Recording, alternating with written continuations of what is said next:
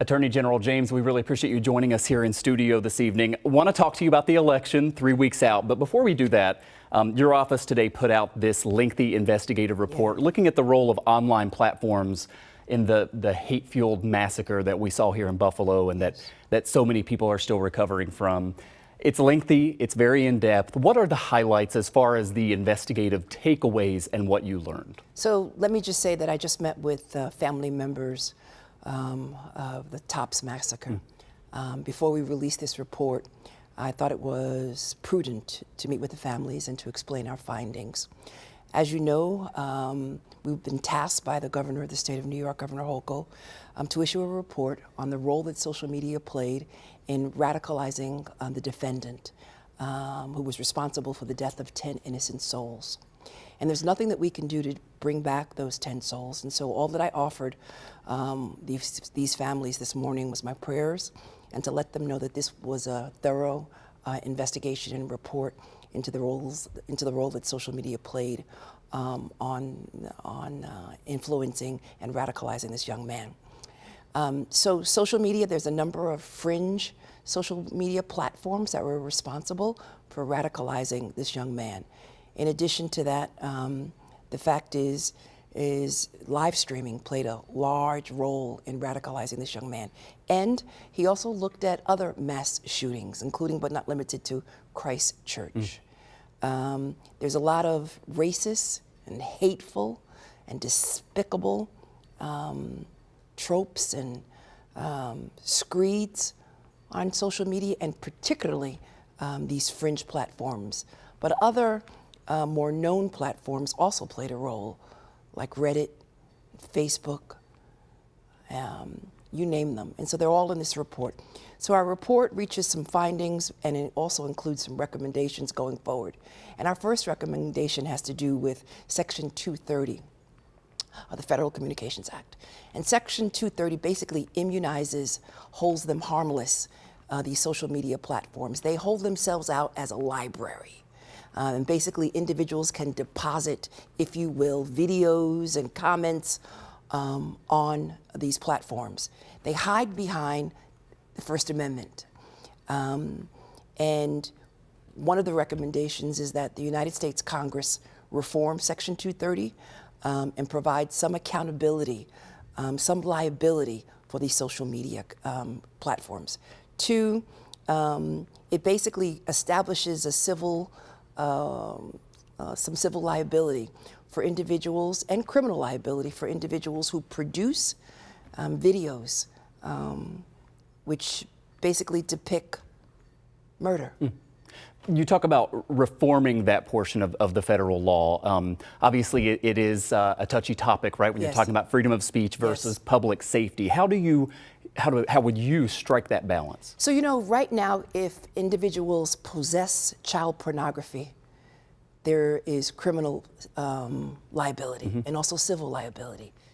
So we basically equate hate-filled screeds and child pornography as the same. And the First Amendment, it's important to understand, is not absolute. And so it's really critically important that individuals understand that this individual, this sick, demented individual who should be prosecuted to the fullest extent of the law, you know, was radicalized by social media. And these social media platforms cannot sit back and say, well, and hide behind the First Amendment. There must be some accountability. There must be more transparency. We must hold individuals liable who create these videos and who live stream them online and contaminate the minds of individuals. In addition, our recommendations include obviously addressing lapses in our mental health system. As the Attorney General, separate and apart from this tragedy, our office has been looking at mental illness, part of our responsibility in reducing crime all throughout the state of New York. So we've been looking at mental illness. And last but not least, it provides, again, for more accountability and more transparency on the social media platforms. And they can do more with respect to content moderation. And that really is the controversy, because so many individuals are concerned that the content moderation will be focused, obviously, on the far right, the far left, and what is that balance. And I think we can all agree child pornography and hate should not be part of the social media and should not be used to radicalize individuals on social media platforms.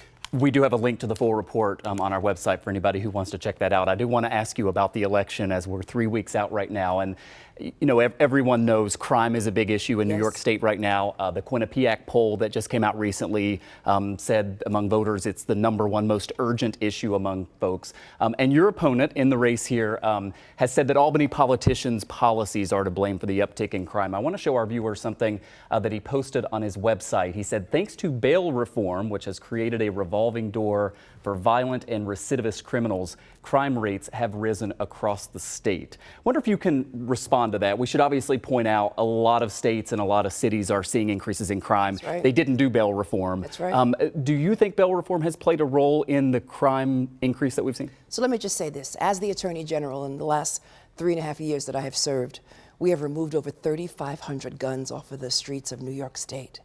We have joined with law enforcement authorities all throughout the state of New York to take down gangs, to take down individuals who are trafficking in guns and trafficking in guns and drugs. We have sued individuals who are responsible for ghost guns, which are illegal and subject to regulation. And we've worked with ATF and other attorney generals along the Iron Pipeline, I-95, to stop the flow of guns into the state of New York. The overproliferation of guns is a major issue, too. We cannot talk about bail reform in isolation of all of the other issues that we need to discuss, including but not limited to the lack of pretrial services for individuals. The fact that we do not have sufficient number of social workers and caseworkers and parole officers. We should be focusing on gangs. Gangs is a major, major issue. And obviously there's other issues that we can focus on, including, again, and I do not want to disparage individuals who are struggling with mental illness, but there is a small population of individuals that we need to focus on. As a result of our hearings, we uncovered that psychiatric beds have been converted to COVIDs, and a significant number of hospitals have not returned those beds to psychiatric treatment. And then last, as you know, as the Attorney General, we settled and were responsible for one of the largest settlements, $1.5 billion, to address the opioid scourge on the streets of New York State, and more and additional resources will come to New York State. I will match my record against anyone, particularly as it relates to public safety. And as someone in my former life joined with others in putting ShotSpotter on the map and making sure that we have body-worn cameras and making sure there are videos and cameras in all neighborhoods and hotspots. We need to do more, and we can do more, but we need to join together, and we should not politicize public safety. I understand the concern that individuals have. I understand the fear that they have, but we've got to work together and not politicize this very important issue. I've been focusing on public safety all of my public career, and I'm committed to addressing gun violence. Do you think that as you move forward and attack this increase in crime, that there are changes that are needed to bail reform? So let me just say this, that again, we need to address a wide range of issues, including but not limited to looking at bail reform. But we need to focus on the other issues. As a former public defender, I do not want to go back to the days where we criminalize and over-incarcerate poor people and people of color in the state of New York. And we cannot incarcerate our way out of public safety. We've got to prevent it. We've got to, interdiction is critically important, and we've got to provide resources to individuals and to communities that have historically been ignored. Your office has made reproductive freedom a big focus, especially in light of the Dobbs decision earlier this year, ensuring the right to an abortion, and also welcoming women from other states where abortion is now illegal to come here to New York. I read an interview that you did with Teen Vogue, which was published this morning, and in it you talk about your decision back in May to reveal that you previously had an abortion. And I want to share a quote with our viewers. You say, "Sometimes you've got to share your story and not be afraid to say the word abortion." Polls show that New Yorkers overwhelmingly approve of abortion rights. I wonder, with the makeup of the current state legislature, it doesn't seem like abortion rights are as much in danger here in New York. But what happens if Congress passes a federal ban on abortion? It's something that does not seem out of the realm of possibilities. What would you do as Attorney General if that happened? So the question is, what are we doing now? I have organized 40 of the largest law firms in this nation to advise individuals about the repercussions of the Dodd's decision, including but not limited to any criminal culpability, extradition, advice to providers, and advice to women in general, individuals who are obviously concerned about reproductive rights, and also about the impact of individuals who may target them because they are supporting individuals who might be pregnant who seek to have an abortion in another state.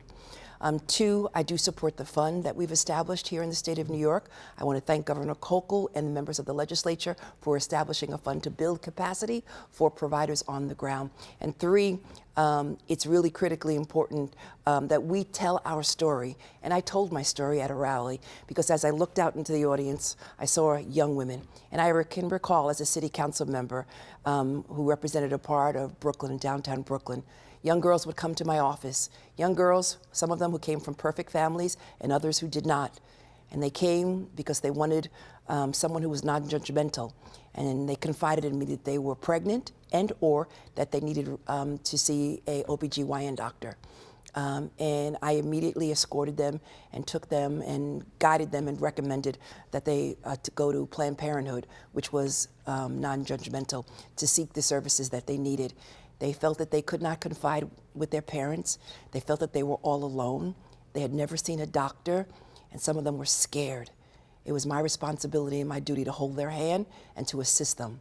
And that's why when I looked at that audience, at that rally, right after this decision, and I saw all of those young girls trembling and crying and concerned about their future and the fact that their agency had been taken away from them, I told my story. Unplanned. Unplanned. Yeah. Finally, I want to ask you about former President Donald Trump, which is also something that has been a focus of your office over the past several years. You have an active lawsuit against the Trump Organization right now, accusing it of fraud. Mr. Trump has said your lawsuit is a witch hunt. I know you've responded to that in the press. He's called you a racist. Really? He complains that during your last campaign, you said, if you elect me, I will go after Donald Trump. Was it a mistake to do that before you started the investigation? So let me just say that at the deposition of Mr. Trump, who over 440 times said, "I take the fifth," and who indicated to me that I was a racist. And I wonder why he said that. The reality is that based upon our 3-year investigation, covering a period of 2010 to 2021, Mr. Trump, the Trump Organization, members of his company, as well as his family members, basically deceived the general public and deceived banks and deceived insurance companies for beneficial terms. And if you or I, we walked into a bank today with statements of financial condition that were objectively false and secured a loan for a lower interest rate or a beneficial insurance premium, you and I would be locked up in a minute's time. Why should that not apply to Mr. Trump, the Trump Organization, and or his family members? There's only one system of justice, and it should apply to all of us. And lastly, let me just say, his accusation that this is a political witch hunt were dismissed by 2 separate and independent judges. No one is above the law, and the facts speak for themselves. Letitia James is the 67th Attorney General of the state of New York. She will face off against Republican Michael Henry in 3 weeks on November 8th. By the way, we invited your opponent on our show. He was supposed to be on this past Friday, was scheduled to be here, but 10 minutes before canceled. So we do appreciate you coming on and taking the time. Thank you. Thank you.